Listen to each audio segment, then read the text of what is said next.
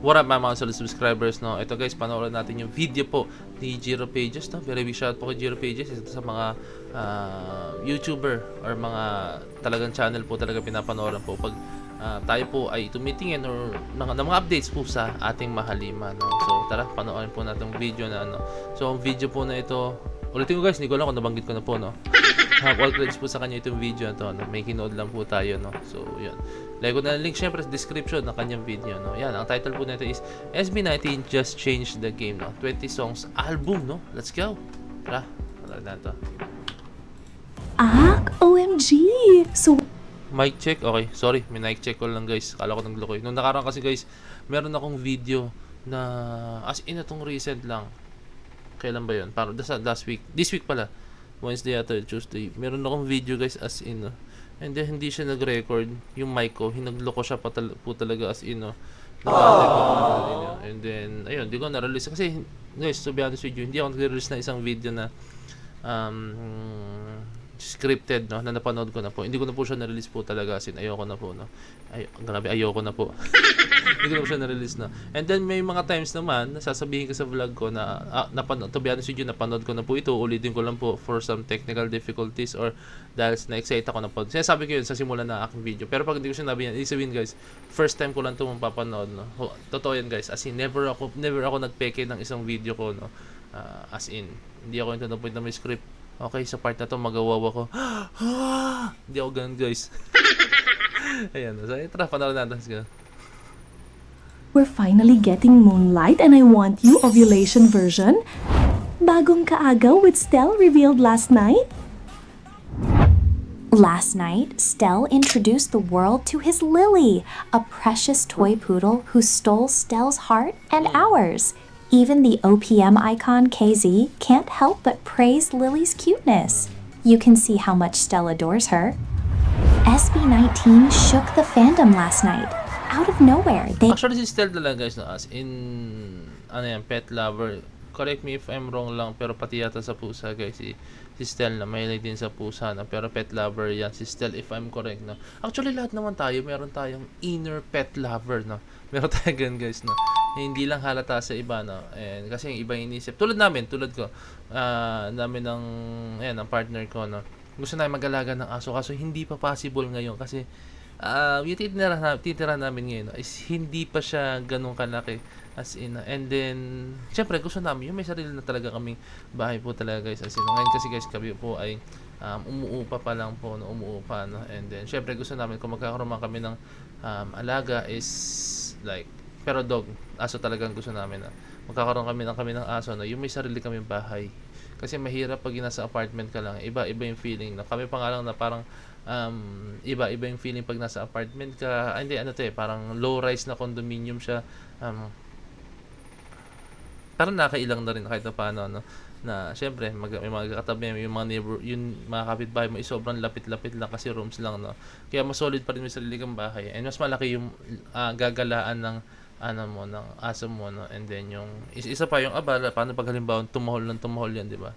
So yun, yung mga ganong klaseng bagay na, and hindi mo rin siya pwede iwan, no? And syempre kailangan mo rin ng someone na para mag-alaga din, no? Ayan, yun din yung mga kino-consider namin, kaya sabi namin mag-aalaga kami ng aso kung halimbawa yun, may sarili na kayong bahay, no? Nasa choices namin is pug, tapos yung teacup, kasi ewan ko ano yun, pero pinaka number one talaga nasa choice namin, kahit yung nagkasundo kami, kasi lagi ko sinasabi sa kanya, gusto ko Belgian Malinois guys.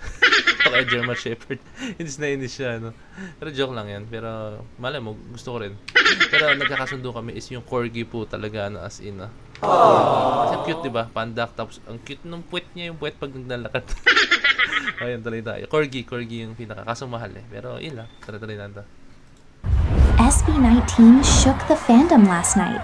Out of nowhere, they announced that by January 30th, they'll be releasing the Simula at Wakas kickoff concert album.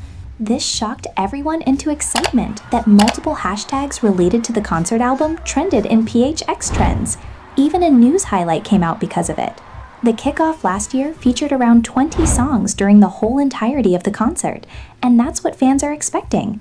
Can you imagine that? Not just 5 or 10, but 20, all for their beloved 18, who together with SB19 are even featured in the album cover.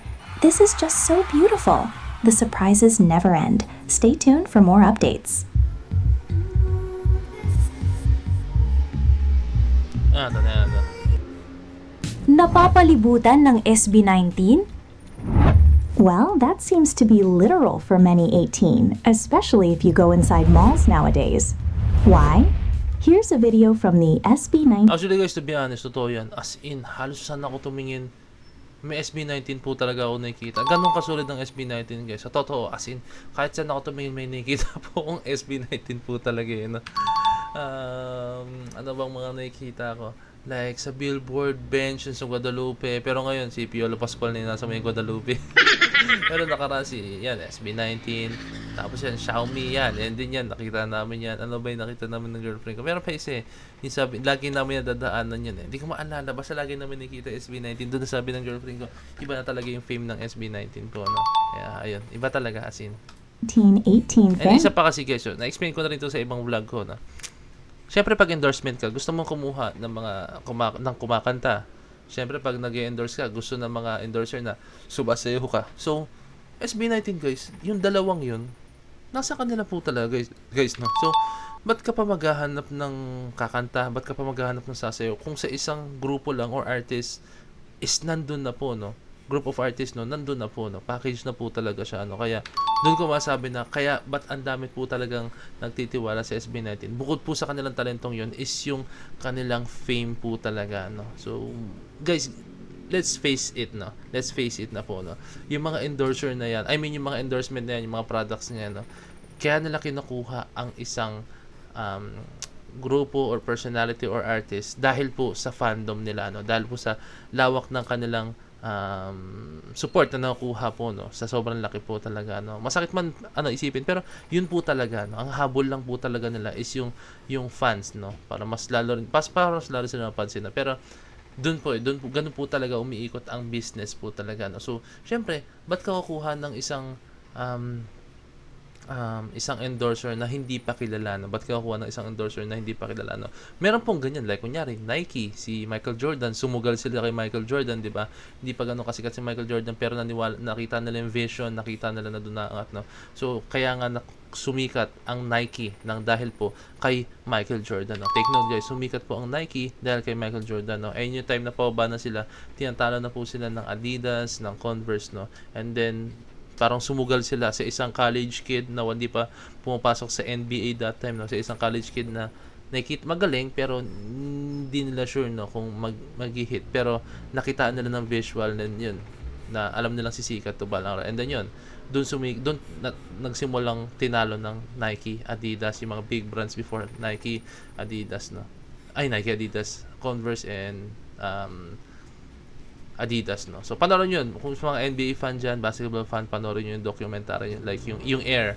And then meron pa yun guys, tama yung Air nga yun, yung Air na panoorin yung hindi siya documentary, parang adaptation siya guys. Adaptation ba? Basta ganun, parang movie siya ng kung paano nakuha and ginapang ng Nike si Michael Jordan po talaga. Lukat naman Nike ngayon guys. Number 1 shoe brand na po ngayon ang Nike po nun. Correct me if I'm wrong, pero parang sila yung number 1 na rin pati sa mga apparel. Pero parang hindi yata. Sa shoe brand, Nike po talaga. Boys account, making this very clear. The Ninong ads are just ubiquitous. Imagine you then have to use the LRT service and you're greeted by this. Well, that's Chloe's experience.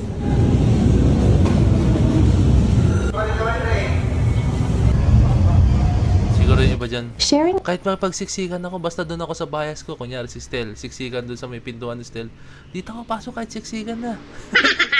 that seeing her beloved SB19's faces after a day's work really takes the tiredness away. But we're not done yet. Here's 118 sharing that she used one Ninong's app, and inside she sees another Yung Ninong's tagal nung yung Gcash card ko na may SB19 sticker, waiting ako 10 days daw eh. SB19 Comment down below sa mga naka-order na and then sa mga nakuha na swerte nyo. ad. SB19 is literally everywhere. If that doesn't scream influence and impact, we don't know what is. So yun lang, to easy to say guys, no, SB19 is everywhere po talaga. Ganun kasolido ang fans ng ang reach na po talaga ng SB19 ngayon. No? So yun lang guys, I hope na enjoy ito yung video to as much as I did. No? So yan, syempre kindly leave a like, subscribe. Grabe yung liwanag, tirik na tirik araw. Kindly leave a like, subscribe, and kindly ring the notification bell para lang nyo po pag yung release ng bagong video. So this point been signing off. Peace. That's Jim.